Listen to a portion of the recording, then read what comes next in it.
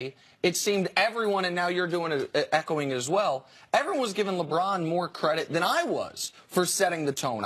Yeah, you should let us do that. I mean, we'll get there.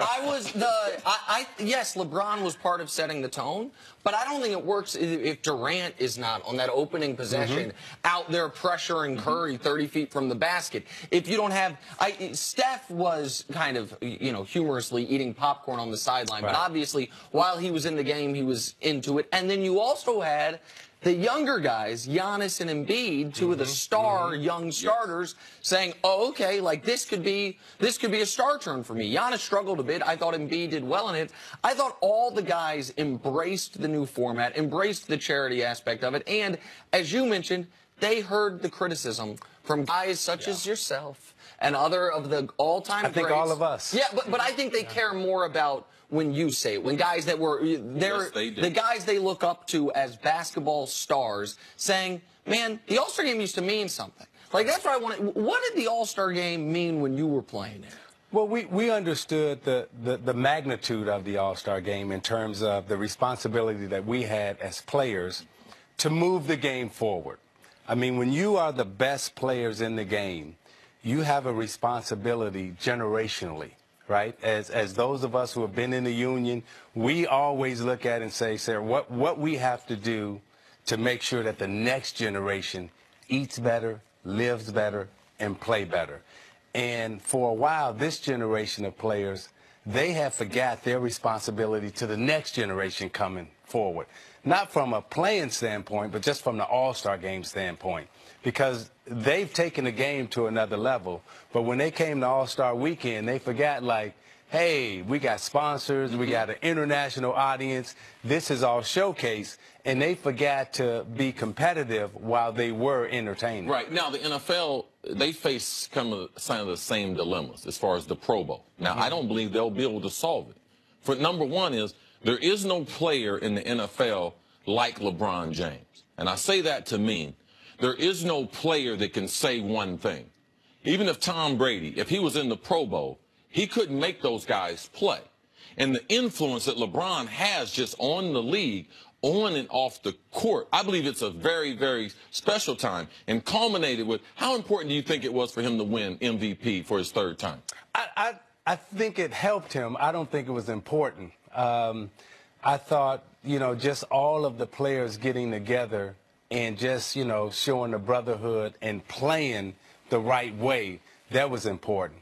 But I think for the Pro Bowl, right, if our All-Star game was after the season, right, I don't know if it would be as effective. Yes. Because you guys, in football, you do it after the season instead of in season. Right. The fact that we do it in season, makes it, everybody can come together and really be a part of it. Isiah, you mentioned this isn't the new All-Star format. This is how it used to be back in the day when you just go out and pick teams. So there was so much dialogue about should the draft be televised. Totally. When do you think they should do it? How should they do it? I think they should do it, 2 days before. Friday night, all the guys out there, jerseys on the court, right? Yeah, and then you can let people get mad because so when we picking, right? It's always that one person that be like, "Oh, you ain't gonna pick me." So and it's always that one person that's giving you the eye, and you like, you don't want him guarding you, and you don't want to guard him, and you don't want him mad at you, right? It's like that one dude that would always show up to the court, right? And you would say, "Who got next?" And you'd be, I got next. But can I run with you? But you waiting to pick somebody who's still playing, right? And you're saying, all right. So let's go back in time. It's 1990. You're a captain. Michael Jordan's a captain. Right. You have the #1 pick. And again, we can fudge the years a little bit. But tell me what those teams look like. What year you say? I said 1990. I'm sorry. Okay. You guys had the year after you guys won your second title, right? That would have been 1990. Right. You and Jordan considered the two best players in the league. You guys are the two captains. That way we don't have to worry about one of you guys picking the other one. So just you have the first pick. What are you doing? I got Magic. You got Magic. Yeah. Do you have any idea who Michael goes with? He'd probably take Pippen. Pippen, he just got there. Yeah, there you go. Who's your first big man off the board? Probably Lambeer. Lambeer? Hold on. You can't take Lambeer first, man. Dude, let me tell you something.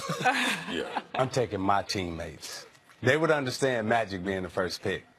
After that, I'm taking Rodman, I'm taking Lambeer, I'm taking all the Pistons. They didn't get named. And we're playing against everybody, right? So you don't, I like it. You don't care about any of the guys' feeling. You're going to pick the best team for you to hoop that day. That day, and then when I have to go back to the locker room, Yes. He does care. yes, I got to go back to the locker room. Akeem Olajuwon is sitting right there. Patrick Ewing is sitting right there. Dude, David Robinson. Dude, I love you. And to this day, right? I'm with Lambeer over David Robinson. I'm with Lambeer over Patrick Ewing. I'm with Lambeer over Olajuwon. I'm with Lambeer. I'm with Lambeer over Abdul-Jabbar. All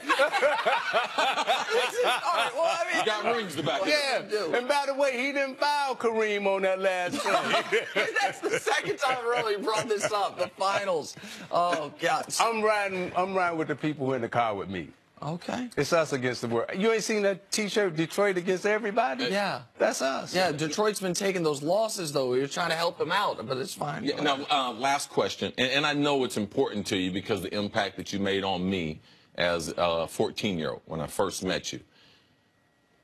The saying that we as athletes are just athletes. Where does that stand with you, who I saw you as an athlete do things for me as a kid who I didn't have no promise. You had just met me.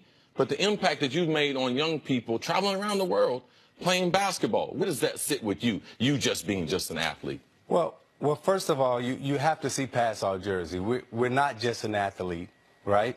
We're citizens, right? We live in this country. And by the way, when they say education is about participation and observation, so when you're talking about race and politics in this country, right, in sport, and by the way, I'm studied. Yeah. Right? I got my master's. Yeah. In this conversation here that we're talking about in race, sports, and cultural studies, when you're talking about participation and observation, LeBron James has participated in sport. He's participated as a citizen. So therefore, he has the right to critique what's happening in this country from an observation standpoint. So his observation as a sports person, as a citizen, and also as a participant in society where we're talking about race, okay, there is no more of an authority figure to talk about these things than him.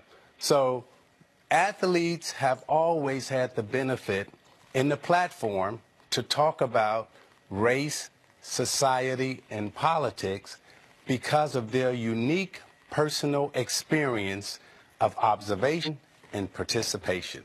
So they are the experts, and that's why they come to sport to always have the hard conversations around race, gender, class, and politics. They have it here in sport, and then sport reflects and tells society how to act. That's awesome.